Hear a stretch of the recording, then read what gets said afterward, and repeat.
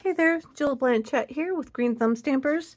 I am here for my second card in the Home for the Holidays paper pumpkin kit that we got for October. I am going to make this card for my second card. I don't know if you can see the like scribbling I put on that to make I want this to appear to be like an ice rink. And so I will show you guys how I did that. I'm going to use this card base, and then we're going to just use a 2 for trees. So I'm going to take got a big block here, and I'm going to take I'm going to try Balmy Blue and see if I get it. So you're just going to take your ink pad, or if you have the re-inker, that'll work too. But I'm just going to put a little bit of the ink onto the block. Get my water painter and just squeeze some water out of it onto the block. And now after I do that, I notice it kind of always sucks back up. So if you do, and yours seems like it does that too, give it a second to suck back up in there before you put it into the ink. See if that helps. Sometimes you'll notice then that your water turns colors and things like that, because I think it's sucking the ink back up that's on the bristles. So give that a try. So let's see how light I got that. I think that'll work. So then all I did was I came in here and I just started like painting. I want to give it like a circle shape on the corner of my card. Like that. How big ever you want to make it. That should be good. I'm going to wipe that off before I get it all over everything. Then make sure to rinse out your brush real good. I'm going to use it again in another card, so I'm going to squeeze it out and hope that it took the color out. Now you can hit this with your heat tool to dry it up, which is what I'm going to do. Or you can just let it dry.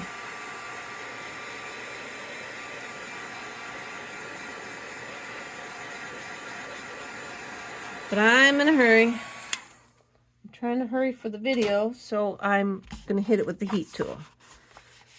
See if I can keep it. Okay. We'll worry about getting that flattened out after a minute.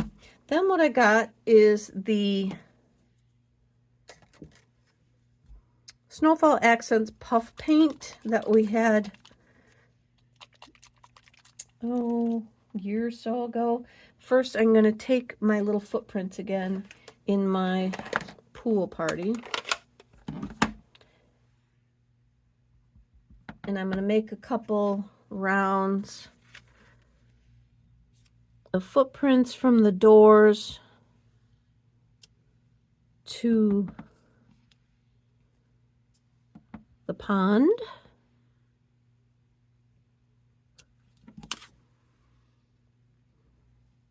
And I put this paper down because you see I didn't want it to go into the pond, and it was just easier to, I could put a couple more on this one. It was just easier to mask it off than it was to carefully try and stamp it. So that's why I put that paper down there. But now I'm going to take this puff paint that we had, and I'm going to shake it real good. I don't use it very often, so sometimes it helps to shake it up and get it all mixed around in there.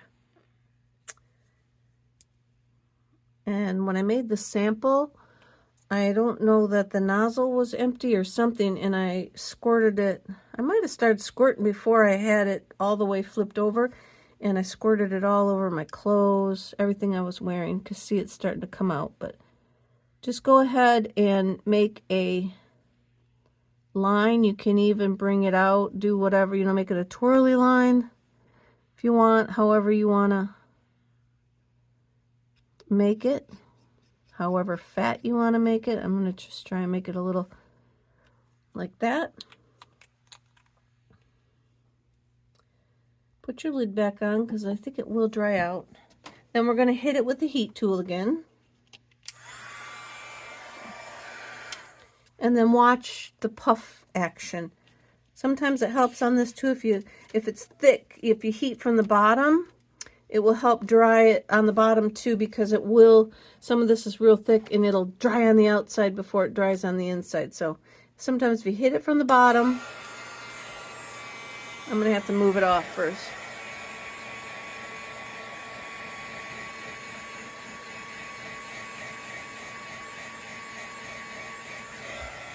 It's starting to react, so I'm going to close it, and then this is all we do. Keep it moving.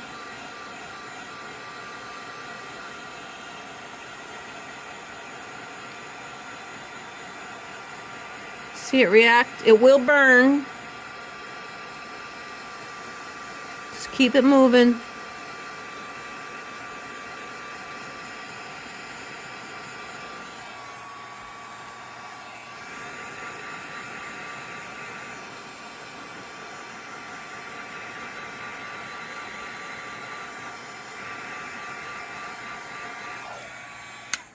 I'm going to call that good because it will burn. That's why I said keep it moving, because if you stay too long in one spot, the snow stuff will burn. Another thing to note is the snow stuff will pull in color. So like if this was red ink, it could, if it sits on the red long enough, it will start to pull the color in, or it can pull the color in so that your snow will then have a hint of whatever color's underneath. So try and do it off a little bit, the color, if you can, or just maybe try and do it in a big hurry. So see if that works better. But I got that on there, and then now we're going to put our trees on there. Oh, I do have regular dimensionals right here. Got a couple dimensionals. And then I'm going to try and push this kind of right up to the snow. Put it at the water's edge, but... And then I took some clear, like enamel, let's see what we used, it was called, we used to have it, Crystal Effects, I believe was what we called it, just clear enamel. And then I'm just going to go, I went in a figure 8 on my first one because, you know, if you're ice skating, you're going to have a figure 8. Then I just ran it all around in loopy circles and squiggles and all that stuff to, I don't want to call it muddy, but to like scrape up the ice so that the ice, it appeared maybe that it was ice. It wasn't just a blob on there. So if you can see that now, that will, you'll need to set that aside to dry as well.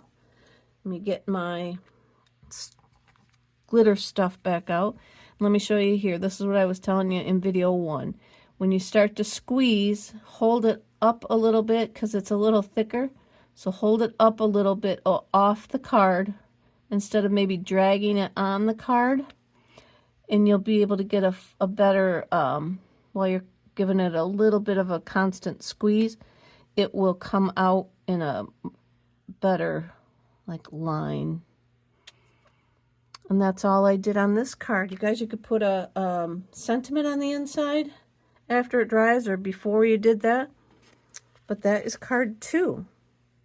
If by chance you've got little tiny ice skaters, or I thought a little tiny bench would be cute, something to give the effect that you know that it's an ice rink, but I don't have anything that tiny. So there you go for card number 2.